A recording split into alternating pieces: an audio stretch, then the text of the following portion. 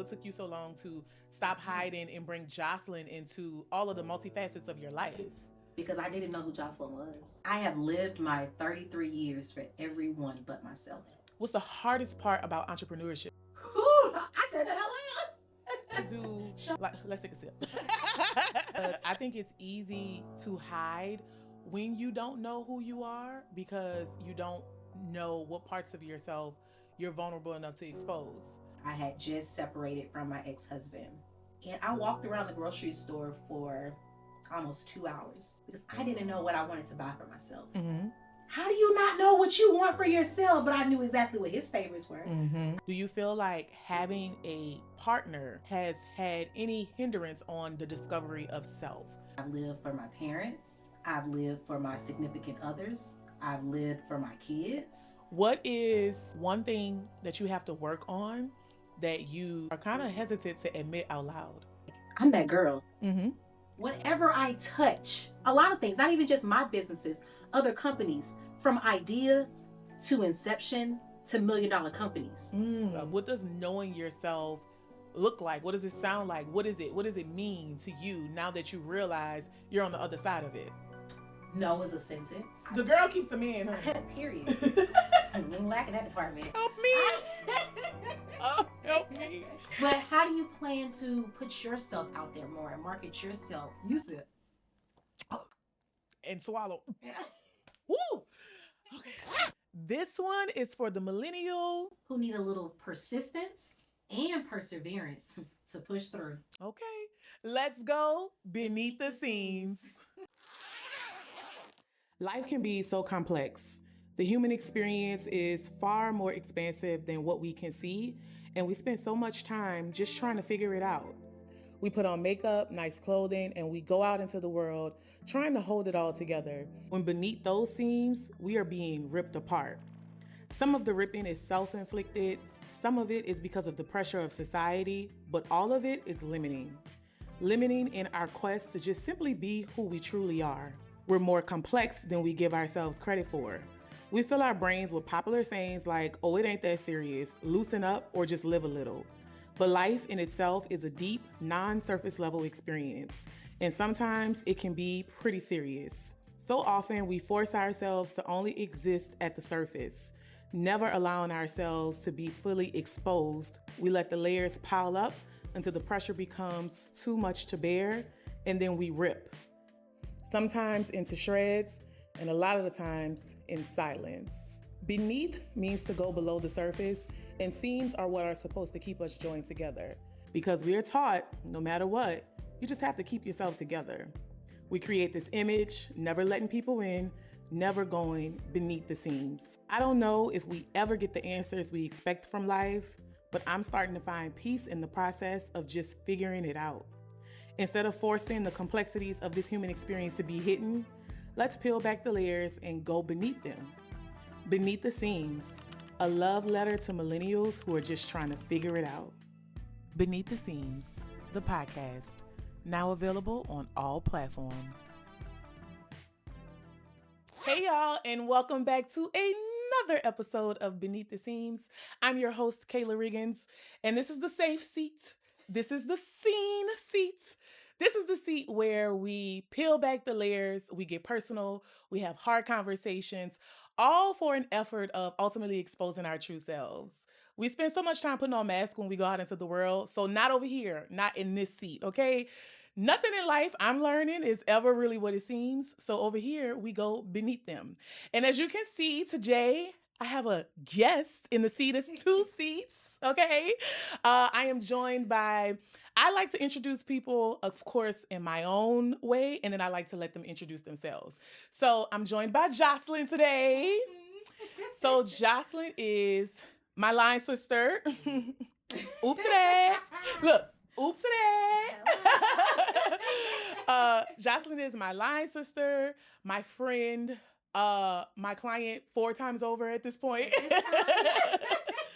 So that's the history of how I know Jocelyn. Jocelyn, go ahead and introduce yourself in your own words to my people. Okay, my name is Jocelyn Perry. I am the founder of Operations & Co.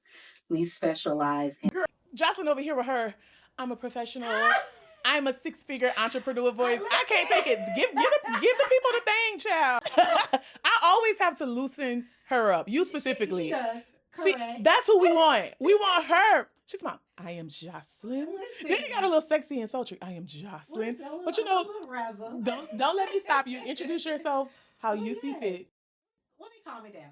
Correct. Give No, me the don't. gap there. Don't. No, I'm gonna still give you what you want. Don't calm it down. Hype it up. I am the CEO and founder of Operations & Co. And my company specializes in logistics and project management, operations management, and event production. We do it all, literally.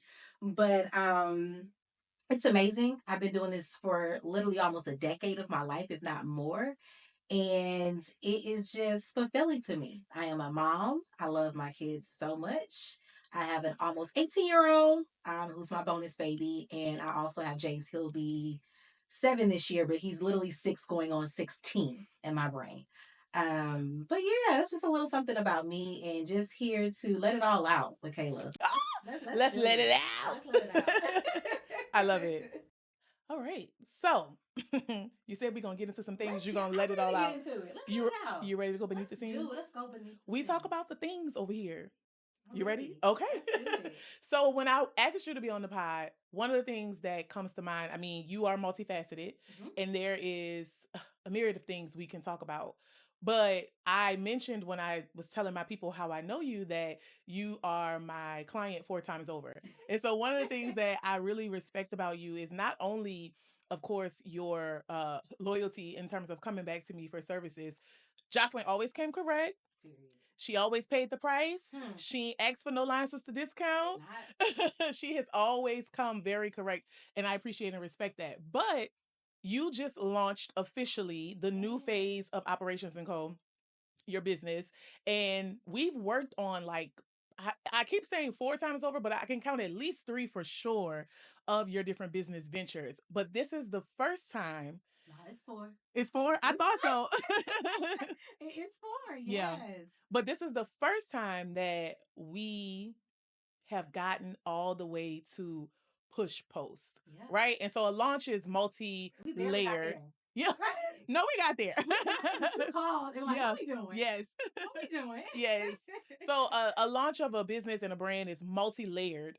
But when we push post, what I mean by that is she, of course, had been running her business for, some time in the background. So I don't mean like starting the business, but in terms of taking the branding online, we had never gotten that far. You've been so blessed to have a referral-based, networking-based business where you didn't have to rely on social media. At all. For almost a decade, literally, I think a lot of people just like, what do you do? And it's like, little do you know, if I really come into my camera or go into my drives and really take everything to the internet, people will be amazed. Yeah. But like you said, everything has been referral based. It's literally word of mouth. And I think in this time around, what made it different, which is why we are at the launch push post phase, okay, is because this was not just about your business. You decided that you wanted to brand yourself personally. Correct. Which is my specialty.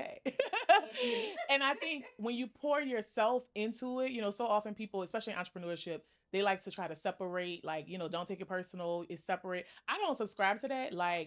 We put so much into our businesses, it's hard not to be personally involved, particularly in a service-based business. So the fact that you have started over 4 times now, and now you have finally seen the light of having a business that is online, talked about, being marketed, and it includes your face being in it, not just what you do. I want to hear from you because in this season, I am in the process of starting over again, hitting the reset button on some of my own goals. So you've had businesses that have been stolen from you, businesses that have failed, just things that never really went right. And so we don't have to get into all of the technicalities of that if you don't want to, because over here, it's more so about the mindset of what it takes, the energy and the capacity that you have to keep starting over when it just ain't working. So I want to hear from you now on your 4th business. I know, right? What gives you the capacity? What gives you the confidence, the energy to continuously start over? You know what's crazy? And it's not crazy, but it's really, I looked in the mirror and I had to really realize, I'm that girl. Whatever I touch People can say, oh, I have an idea. I can literally, it's not that I say, oh, I can. I have literally taken things, a lot of things, not even just my businesses, other companies, from idea to inception to $1 million companies. Come on, millions? And I love to put numbers on things. You know what I mean? So people can really recognize. And even sometimes it can be in a long term or it can be short term. You know what I mean? Somebody said to me, like, oh, you just help people with other businesses. Oh, baby, don't minimalize it to just that. I make people millionaires. And so in my brain, it's like for what I do for other people, it's time for you to do it for yourself. So what helped you get there? Why did you play the background for so long? And I asked that because I mean obviously she's my line sister, soror, friend, client. So we know each other personally and I've worked with you on some of this work. But when we're doing your branding work, I'm always saying, Jocelyn, bring yourself to it. Because I always feel like you're hiding. Even I do. And even in this moment where you came and introduced yourself, and I was like, girl, cut it out. I feel like that's always me, again, just encouraging you to bring yourself to it. So what finally made you bring yourself to the forefront? Because you've been playing the back for so long. Why in this season are you, encouraged to step out and be the face, use your voice more and actually talk about what it is that you do publicly? It's what I'm told behind the scenes that helped me. It helped me come to the front. Literally, we did a conference last summer, and the attendees, they didn't even know logistically I had handled it. Like, you know what I mean? But me and the team. And they were just like, yeah, this minor detail and this, and you guys feel this. And it was so smooth. And I'm like, they don't even realize I was the one back there with the headset, like making sure, working with the AV team, making sure it was that seamless. And so I just let them talk because I never like boast and brag. And I pat myself on the back. I validate myself. I don't look for validation from others. You know what I mean? Yeah. It's great to have. Like, oh, I appreciate it. Mm-hmm. But if you don't tell me good job or thank you or that was amazing, I know it was. You know what I mean? For myself. Yeah. And that's enough. But to just hear them, and it was like, yeah, I wonder who did it. And I was like, I just did a little. They was like, what do you mean? Like, what's your Instagram? What's this? What's that? And I realized, dang, I don't post about anything. I probably have all of 1,000 or something followers. They was like, I don't care how many followers you have. I don't care that you don't post. I'm going to be here waiting for you when you do decide to come to the front. And I hope it's sooner than later. And then I realized you also have a story to tell. I'm not here to throw anybody under the bus or, talk about them or anything like that. But at the same time, it's like, people need to know what could happen. And if that does happen, it's not the end all be all. It's time for you to really step up and realize, like, that was one failure, but each one of those mistakes, it was for a reason. So when I say hiding, I'm not necessarily referring to just social, but just hiding from yourself in terms of. You're getting deep. Okay. Let's do it. So yeah, so like, I love the online space. It is completely, grown my business, changed my life. I've gotten opportunities, that I couldn't have imagined that came from just showing up online. So of course I'm a person who is an advocate for it, right? But I also don't subscribe to the fact that it is the only way. Yeah. I mean, obviously. Right. But so for you, I know when I say hiding, I don't mean what took you so long to bring your business on social. I'm saying what took you so long to bring you into your business? What took you so long to stop hiding and bring Jocelyn into all of the multifacets of your life? Because I didn't know who Jocelyn was. I know that you are enjoying the conversation, but I wanted to take a quick pause to show you my outfit. As you guys know, beneath the seams, it's all about peeling back the layers of clothing and makeup and the mask we wear out into the world to protect us. But it's also a play on words. Things in life are never really what they seem, so we go beneath them.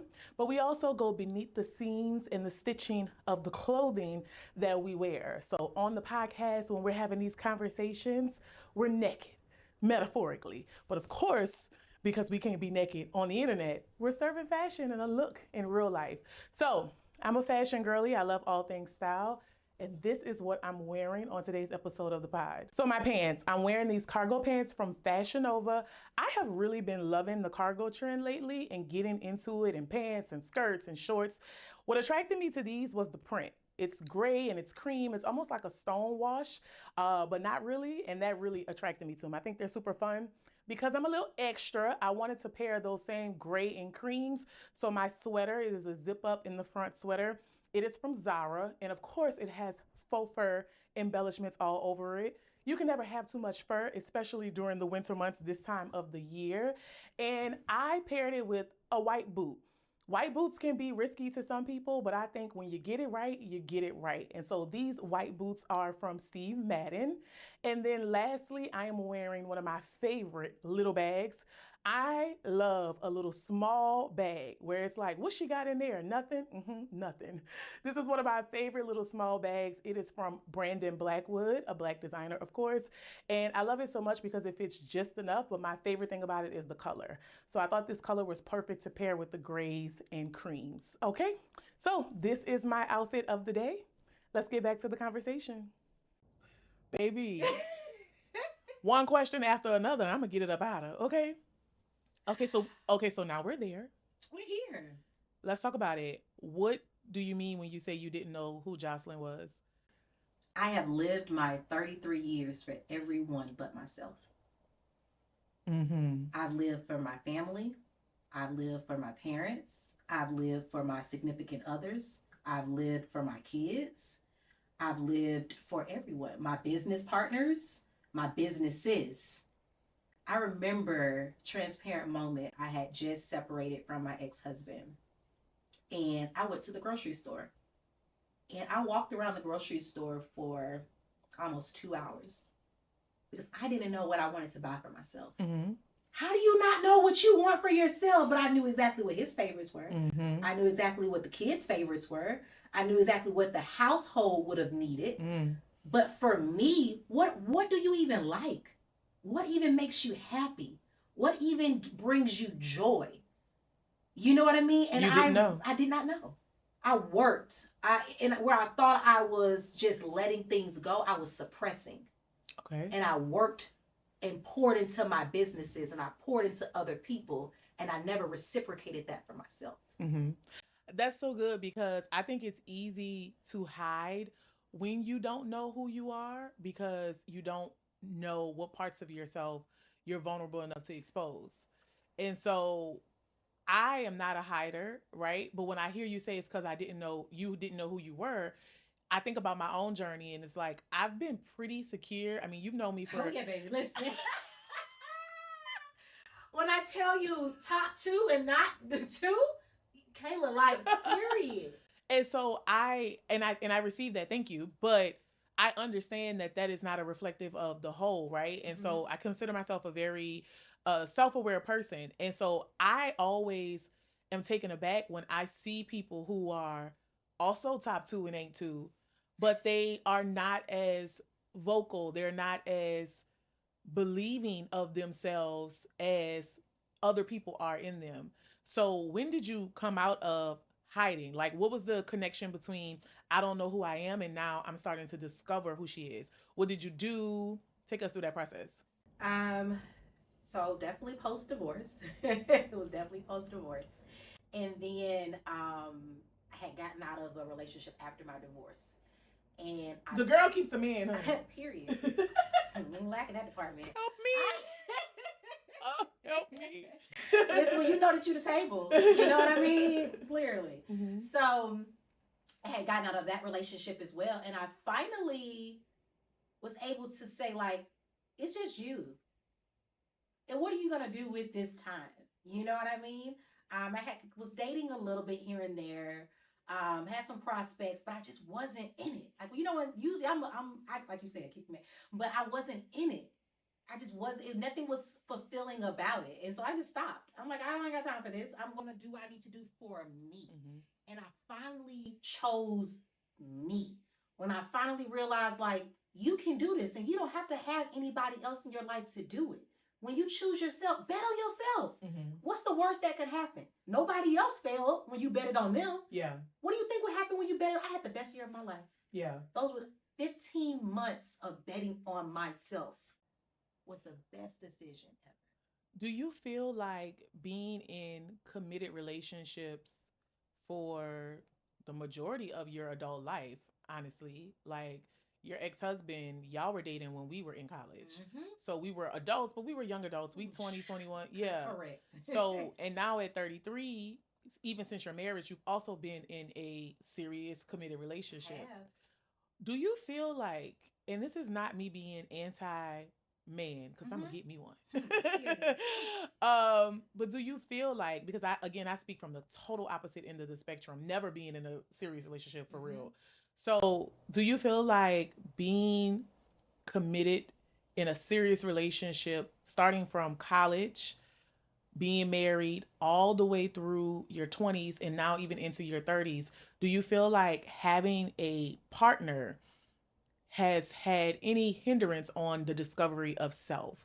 Do you feel like you would have known who you are sooner outside of being in a relationship, because it forces you to have to think about somebody else every day? No, I think it was how I was raised. It's layered. So it was how I was raised. I was raised in a selfless environment. Give your all, give your last, take care of everybody else, put them first, all of those things. I was raised and molded to be this way, well, to be that way. No boundaries, all of the things. And then when it comes to the actual partner and the relationship, it's not ignoring the red flags. The red flags are there. They're clear as day. But it also comes into ego and it comes into pride at the same time as well. And trying to, for me, it was, oh, y'all telling me this, I'm going to go against the grain. I'm going to prove y'all wrong. And I'm going to tell y'all what I can do. And this is going to work, knowing the whole time that it's not going to work. You know what I mean? Deep inside, like knowing this, do not make this decision. Don't pull this trigger. You know you don't need to do this. You know what I mean? But it's like, no, you got to prove them wrong. You got to show them. You know what I mean? So I'm not necessarily going to say that I didn't really know who I was because of a partner. I think it was how I was raised and not having the right partner. Okay. And I want to be clear, I'm not blaming the partners. Oh, I don't. No, we're not blaming. Yeah. It's just in general not having the right partner. Yeah. I think because at the end of the day, you can see red flags and be like, okay, I'm going to go with me. Yeah. I'm going to trust myself and realize, let me go ahead and keep moving. Yeah. But staying in a space, no matter what it is, that doesn't serve you, that delays a lot of things. That delays you knowing yourself. That delays, progression. That delays you pursuing, what your endeavors are, whatever your passions are. You know what I mean? Yeah. That's what it is. But I think with the right person in your life, always comes, and growth comes with that. Yeah. You know what I mean? For sure. And I asked because, the saying goes, you can't miss what you never had. I don't know if I necessarily agree with that either, because my father was never in my life, and I can't say that I don't miss some type of. I hate that saying. Yeah, a lot of the sayings need to not be said because they are just, they just don't really, they don't tell the whole story. But I asked that because by design, my life is solo. Like, I'm an only child, so I spend a lot of time by myself since birth, and I'm the only child of a single parent. So when it's just one other adult around, it's no children. By design of how I was raised, I'm by myself all the time. And I often credit my high level of self-awareness, my high level of intellect, my high level of personal self-discovery to the fact that I never had to worry about anybody else. I didn't have a sibling to look out for. I didn't have, I had one parent, but I didn't have another parent to have, you have to worry about your parents. Yeah. I didn't have those things. And so I've never been in a serious relationship in my adult life. So I never had to consider somebody else. So I've had nothing but time but to get to know me. Yeah. And so that's why I was curious about that for you. So when you realize, okay, you in the grocery store, I love how these moments come to us. They come to you like that. Like, you be driving down the road, all of a sudden it's, I have no idea what when you try to center yourself, nothing happens. But it'd be the most random time. You shopping for fish and now you a mess. Listen. Yeah. So once you had the realization that you didn't know yourself, tell me a now versus then. When you didn't know yourself, describe her, and then tell us what it's like to know yourself now. What attributes, what characteristics, what things did you discover about yourself that have contributed to you now not hiding anymore in business, branding, personal life, etc. Now is, I love my space. I've never, until now, within the last, year and a half, a little over year and a half, I finally lived by myself. I love my own space. And I've never had my own. This is my life. Yeah. But reminding you of where you were going. So you were getting ready to talk about the attributes and the characteristics of you now that you do know yourself. What does knowing yourself look like? What does it sound like? What does it mean to you now that you realize you're on the other side of it? No is a sentence. Okay. That I love my own space. Yes, that's I where we love were. my own time. Jace goes to his father every other week, so Thursday to Monday. Mm-hmm. When I tell you a time is had, a time is had. My candles are lit. My house is being cleaned if I can. I'm working. I'm out. I just may be with my man. You know what I mean? It Yeah. can just be certain things, you know? What are your conversations like with yourself now versus then? Discipline. Everything is more discipline oriented. Back then it was, I felt like I was survival. I felt like it was more, what does everybody else need? And it's like, what do you need? Do you need an extra therapy session this week? Or is it just one therapy session this week? You know what I mean? Is it that you need to a little self-care? Is today a journal day? Yeah. Is today a Bible? Like, have you read your Bible today? Yeah. You know what I mean? It's really, let's write on my mirror reminders and things that I can. It's journal prompts or just prompts for myself or just brain dumping in my phone. Yeah. You know what I mean? Everything these days are really about me. And even though I juggle a lot between myself, between my family, between my kids, between just relationships, just everything. It's a lot, but I still make sure that it's for me. I never decorated my room like that. I may do like a little something here. That room is decorated to the T. I love that. It's an experience when you walk into my room. Yeah. So I asked that because I am of the personal belief that the most significant relationship that we'll ever have is our relationship with ourselves. Yeah. But we spend so much time outside of ourselves when we have to commit to other, I call them worldly things. Mm-hmm. And so I don't use worldly in like the biblical, secular sense. When I say worldly, I mean, because when it comes to a drink, I'm going to have it.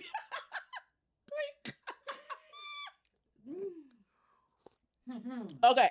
So when I say worldly, I don't mean like biblical or church-like secular things. When I say worldly, I mean anything that exists outside of you, your desires, your foundation. So sometimes going to a job you hate can be worldly things per my definition. Correct. And so I ask that because sometimes we spend so much time just focused on worldly things outside of ourselves that we are not nurturing that relationship. Mm-hmm. So with you now launching your business officially, I want to tie it back into, because now it's clear to me that you not knowing yourself was probably indicative of you starting and stopping. Well, starting and restarting, and choosing. How do you navigate choosing when it's time to let go and then start again? Because I feel like, and I'm no God, but I feel like this time is your time. It is. Mm-hmm. Whereas all of those other businesses, I think they were seasonal. They were for that time in your life.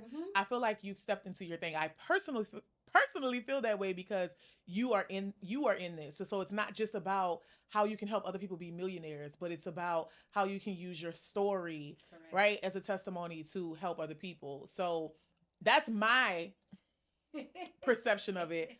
I want to know yours in your own words, from business 1 to now business 4. What have been some of the things that you've had to do, let go of, to keep yourself in a starting again state of mind?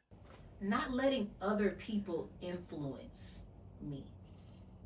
Once again, selfless, no boundaries, all of the things, not knowing yourself. So it's like, well, they said, or this happened. I didn't bet on myself. I went to stability. Yeah. Because that's something I didn't have in my life, was stability. So I went towards something that I did not know, which was the stability. I never had this. This is a comfortable space. Why are we comfortable? We in my 20s. Why are we comfortable? Right. Why do we need to be comfortable right now? Okay. It's not like you sound like you in your 30s and you got 6 kids, not even just 6, but multiple kids, and you need this for that. Why wouldn't I bet on myself? So it sounds like having to get uncomfortable was a part of the process of learning who you were too. That's good. That's real good, because when nothing grows in comfort. Like when children are teething, they are spazzing out. It is the worst times of their life. Correct. Because they're growing. Sometimes kids are they're achy and you just don't know what's wrong with them. And then in the morning they're 2 inches taller. Oh, your bones were growing, right? So growth is painful. It's painful. Even the new growth on your hair. Yes. As a woman. Hello. It hurts to detangle. What you doing? It's tender-headed. It's new growth. It's painful. And so I like that, metaphorically and literally. Yes. That you had to figure out, how to get uncomfortable to find yourself. You have to get uncomfortable to find yourself. You have to get uncomfortable on yourself. And Okay. I'm thriving in that space more these days. Okay. With that level of uncomfort. Okay. Over the last year, some change, and just spending that time with myself. Like once I finally realized I'm done with dating, it's just me. And what you mean you done with dating? Well, during that time. Oh. During that time. I mean, now it's a different conversation. But during that time, it was just like, I'm good. Like I was happy. I was fine. I worked and I just was by myself. I had my sisters. I had my friends. Like, we were all doing the things and I was in just a good space. And I was literally facing the uncomfortableness because I had never been by myself. Somebody was always there. Even when I left and I moved back home. And so I moved back out, I could walk upstairs and there were my parents. I could go somewhere and there were my niece and my nephew. My siblings and friends popping up. There was always somebody. So with the total opposites, because there was never anybody. See? For me. And so that's why I love having these conversations so much, because you get a totally different perspective outside of your own. Mm-hmm. And it helps us, in my opinion, grow closer to each other. Like, I feel like we're so disconnected as just as a people. I don't want to just blame it on our generation. No, it's people. But we're so disconnected. We're so isolated. Mm-hmm. Everybody phone on do not disturb all day. It's like, are y'all all right? No. Exactly. No. And I think it's because we're not taking the time to do stuff like this, right? Mm-hmm. This is a, produced version of my real life. Yes. I had to text a friend yesterday. Literally, I said, "Hey, we still friends?" ? I have been calling her since October. She wasn't getting back to me.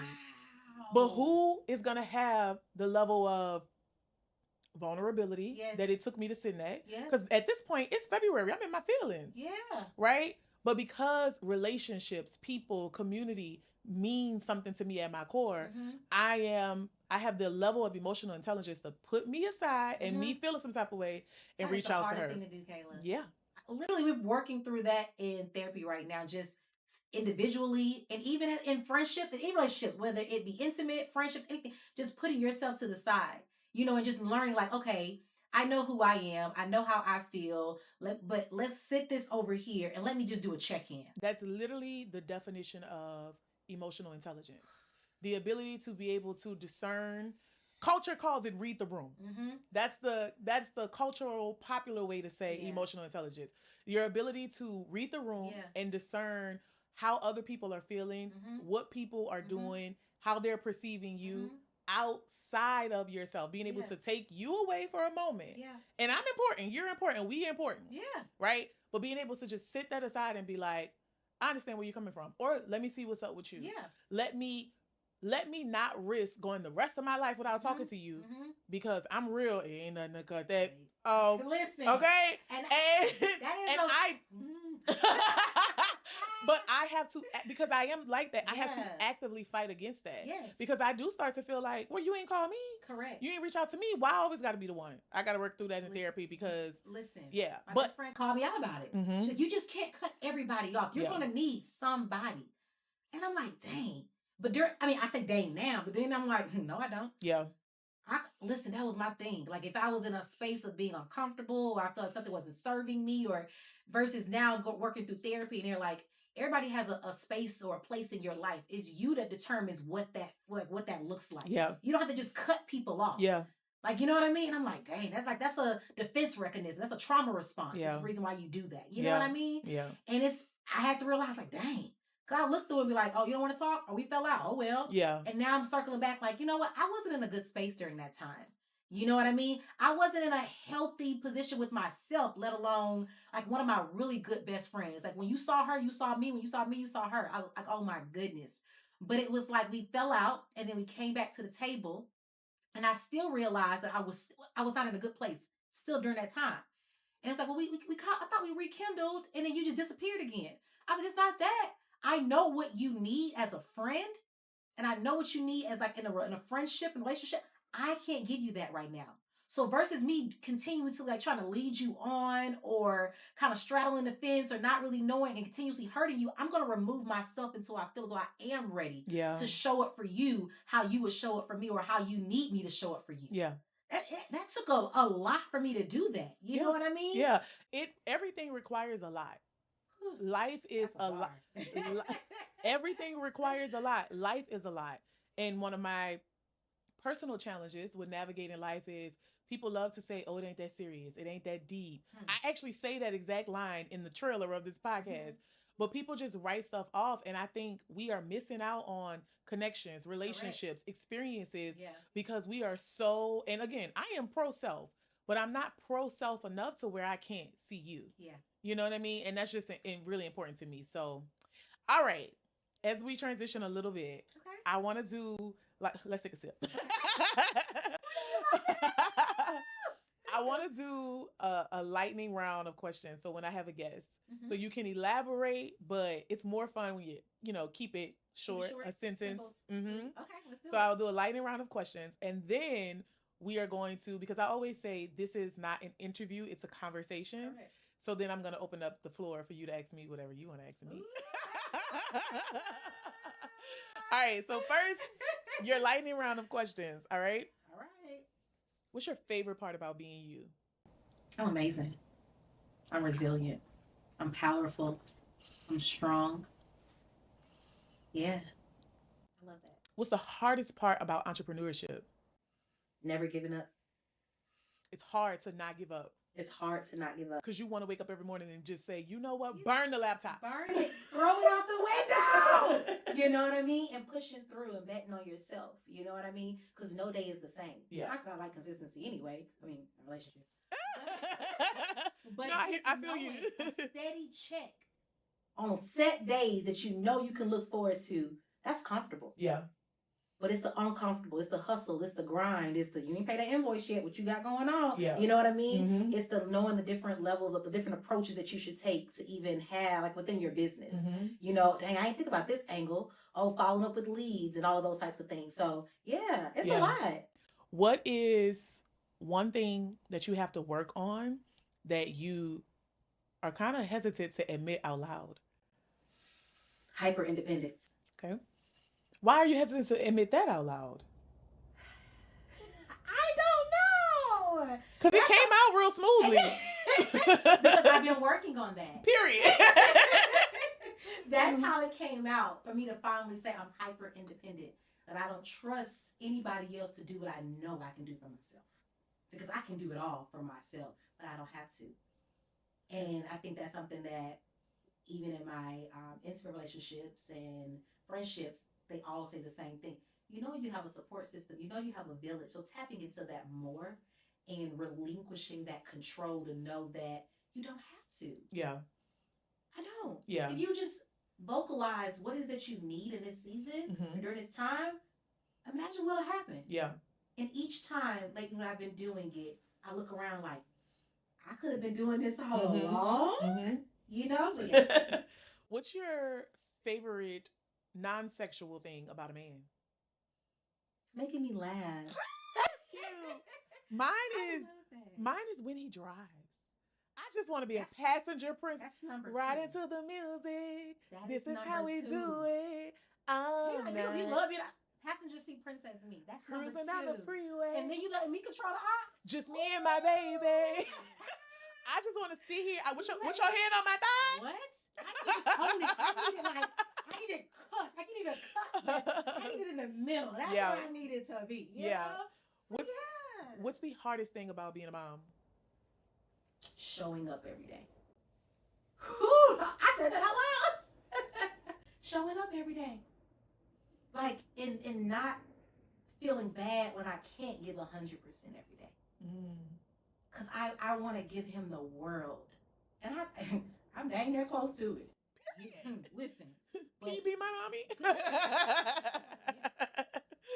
But yeah, I think that's definitely the hardest. Just because I know he deserves it all. And he shouldn't have to worry. He shouldn't have to stress. But it's some days that mommy needs to check in on mommy and do what's best for mommy. And that may not mean that I can give you 100% of me today. Yeah. But 75, 80 is better than nothing. Yeah. You know, some days it may be 65, 70. The days when I got to give you fast food instead of a home cooked meal. That's hard. Not for him. He's loving it. He's loving it. What is your favorite thing about being a mom? Being a mom. Oh, wow. Just him. Okay. You know, he's just so busy. He's so articulate. He's so headstrong. He's literally a mini me. So to see yourself in somebody else, Like that tiny is so amazing. And then no day is the same. You know what I mean? Some days with that attitude, it may be the same. You want to knock them out. But it's okay because it's just being a mom. It's amazing. Mm-hmm. It really, I never wanted kids. I don't think anybody ever knew that, except for my ex-boyfriends. I never wanted kids. I took care of my nieces, my nephews, my godchildren. I took care of everybody else, my friends, Going my back to parents. that selfless theme that was instilled in I you. didn't want any kids. So when I found out I was pregnant, I was like, "What you mean?" Like I told my during that time, I told my now ex-husband, "I need 5 years with you before I can even think about a child." And then 4 months later, he told me I'm pregnant. Wait, slow down. So yeah, but to then have him, it's a love that I've never experienced before in my life. Yeah. What are you craving more of in your life right now? Um, Discipline. What do you need to get rid of? What do you need less of in your life right now? TV. What you be watching, girl? It was so fun talking to a client. He's like, "Do you ever rewatch shows all the time?" Suits, Sex in the City, Scandal, Grey's Anatomy. I watch Grey's Anatomy from the top to the bottom all over again. So I was reading this report. This was a couple of years ago that actually had some studies about how millennials rewatch stuff and it reduces our anxiety. That's why I do. It was something about the knowing was it not being brand new content, and that makes sense because your brain is constantly taking on new. Mm-hmm. So when you watch something that's old to you and you know what's going to happen, it's like a calming, probably almost nostalgic feeling. For me, it's Living Single every Saturday morning. Really? What? Girl, that is my show. I need to go back and watch this. I never was I watched it here and there with my siblings because all of my siblings are older. Like, you know, I'm the second generation. You're missing out. I watched it a little bit here and there, but I think I can relate to it more now. 100%. Yeah. You couldn't convince me when I was a 14-year-old girl that I wasn't Khadijah. I love it. I was her. I also, to know me is to know I also love Queen Latifah. But to your point, Insecure, Living Single, Girlfriend, Sex in the City, all of the girl shows, we are now the age that they were in the show. Mm-hmm. So it hits different. Yep. Even with the newest one, which would be Insecure, when Insecure was airing, they were in their 30s, but we were in our 20s. Yeah. So I enjoyed Insecure then.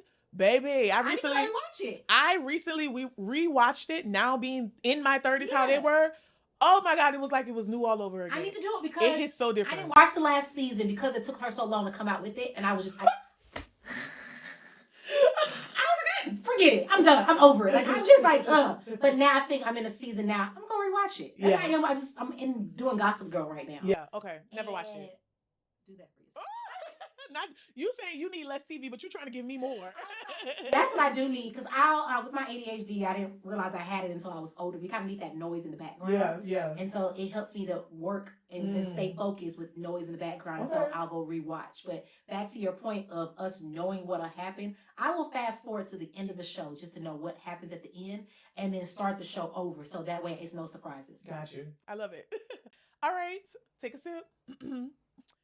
It's your turn. The floor is open because it's a conversation. And if you have nothing to ask, by all means, don't go making stuff up. But of course, in the spirit of community, connection, and conversation, I can't just be here and be all in your business. So you can ask me anything in the world, of course, but anything on topic in regards to what we've talked about today. And if you be like, girl, I ain't got no questions for you, that's fine too. But I do. You sip. And swallow. Woo! Okay. So what's next? What's happening? Oh God. What are we doing? It has been a whirlwind of a 30s for me. I'll be 34 in T minus. I know. What? I'll be 34 2 weeks from yesterday. Yeah. So 2 weeks. I think for me, in terms of what's next is, so if I can phrase it the way I asked your question, which is what's something that you need to work on that you're afraid of saying out loud or hesitant to say out loud. For me, it's just that self-belief, but outside of my mind and in action. Because in my head, I believe in myself, but I don't act like it. And if you ask professionals, they'll say, well, then you don't believe in yourself because people say these sayings, right? People say your actions are a reflection of what you believe in your heart. Yes. But it's not that simple sometimes. Things are just not that black and white because I believe that I'm that girl What you are. in my heart. But sometimes my actions don't match that because of worldly outside forces that I'm fighting with. Mm-hmm. And I'm trying, I actually just, a new episode of the pod went up today. And I talked about that. I talked about how whenever I'm focusing on my own things, it's like these voices come in that's like, you should be looking for a job. This isn't making you money. You should do this. You should do that. Mm-hmm. And it stops me from really pouring my all into my own projects. So that's one thing that I just have to really, really work on this year is in spite of anything going on around me, Correct. submitting to what I know to be true in my heart. But how do you plan to put yourself out there more and market yourself? So I see you on stages. I see you hosting things. I see you being that girl up there. You know what I mean? What does that plan look like for you to get yourself out there to do that? I got to revert back to what I was doing. How I got here was working at 9 to 5, right? But I used to be up in the morning on the corner before work on a New York City street corner. Just Baby, me. them pictures and them videos and oh man. It used to just be me and a tripod on a New York City street corner getting my content. I used to be sneaking at work, editing a blog post. I would work through lunch. I would bring my other computer so I can edit. That sense of this is what I want, I have to find her again. And I know, like, sometimes when people are asking questions and they're like, I need action steps, how to, I got to get it together here first before my feet can ever move. And so for me, that looks like, again, that spiritual grounding, that spiritual resetting, but reverting back to the things that I was doing that got me here, that allowed me to see the success that I've seen. And so I have to get my mind right spiritually, that belief, that afraid to admit out loud, that self-belief. I got to really work on that. And then putting the action, like the relentless, you know what else it is too? What is it? Talk to me. Let them know. I got to omit some of the overthinking. There you go. Because it just gets in the way. A thought that I have, and not to be, like dark, but I think about the fact that we're going to die often. Okay. And in a small way, it shakes me out of my overthinking. When it's like, should I post this picture or this picture? Should I text him back or should I call this one? And it's like, girl, you're going to die. Do it all. No, seriously. I'd be like, do it all. Like, who gives a damn? We're only here for a dedicated amount of time. And the craziest thing about that is we don't even know how much time that is. We don't know. And so why am I going back and forth about mindless things that will not matter in the long run? So overcoming my overthinking is also something that I have. And just put, like, when you say, how are you going to put yourself out there? Answering the question with the question is something that we were taught not to do in elementary school. But honestly, that is the answer. I'm going to put myself out there more by literally just putting myself out there more. I love it. Yeah. Yeah. That's what I got for you. Yeah. Well, thank you for those. That wasn't too bad. You got to really like. I know. Okay, so I want to know from you as we, prepare to end our conversation. We'll have to have you back.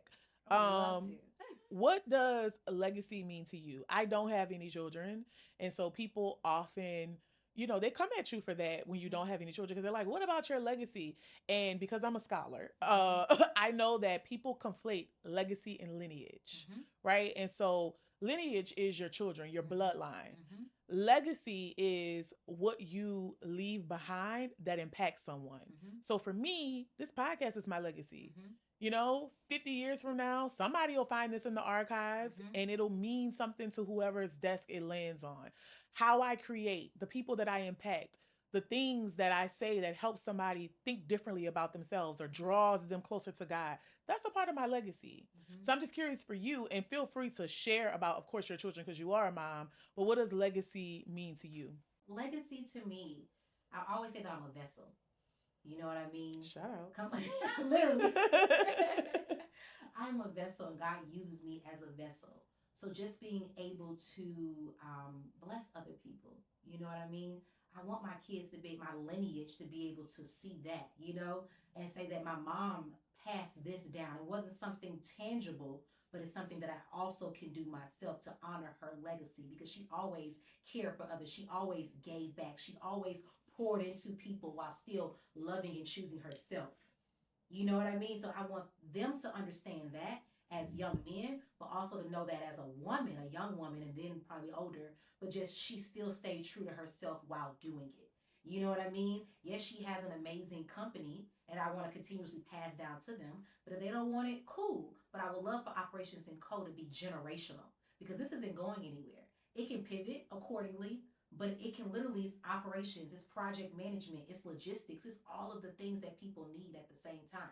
So I want this to be my legacy as well. You know what I mean? So definitely for me, top two, just being that vessel, being that loving, giving person, while also having my company. I have other things that I have my hand in as well that would definitely be coming to you guys sooner than later. So I won't drop them right now. I.e. Jason's children's book that's coming out really soon. Okay. A little soft plug, but just continuously pouring into them that the sky is the limit. Yep. No matter what you want to do, even if you don't know what you want to do, I'm going to help you learn what you want to do. Yeah. And actually do some things for you too that you're able to leave within your legacy and mine as well, and continuously pass down as well. So, I love that. Well, I cannot wait until we are rich and it's coming. I'm having the 100th episode celebration of my podcast, Yes. and I've rented out a yacht, and all of my guests and loved ones are on that yacht You with awesome me. about that yacht. And when it happens, I'm gonna remember each day when we was co-working at Drawbar. I'm always talking on about this podcast, just all different conversations. You always want to put us on a yacht, and I love that for you. Always Matter of fact, I love that for me. Right, exactly, and you'll be there. To know me is to know I am in my mind. I'm mentally always on a yacht popping bottles. Always like. What do you want to do for your birthday? A yacht? A yacht? What do you want to do for Christmas? Let's go somewhere and get a yacht. Like, why not? Like, so, to me, it's like, why not? Yes. Well, thank you so much for. Thanks for having me. Of course. Thank you for being open and transparent and having this conversation. And for those of you out there who are listening and watching, as you guys know, my prayer for you, my wish for you, no matter where you are in your journey, if you're starting over again, if you need to stop for a little while, if you're married, going through a divorce, whatever it is, we've talked about a myriad things in this conversation today. So wherever you are, I think the central theme was the stopping and starting and learning how to keep progressing in spite of. So no matter where you are in your personal progress, my prayer for you, my wish for you is that you simply find peace in the process of just figuring it out. I will see you guys next time. Bye. Bye.